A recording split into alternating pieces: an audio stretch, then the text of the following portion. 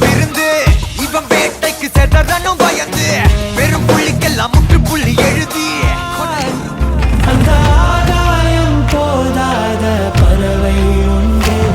நதி கண்ணாடி பார்த்து மனம் நிறைந்தது இன்று கடலால் நீராட எறும்பின் தாகங்கள் இலையின் மேலாடும் பனி துளி தீர்க்கும்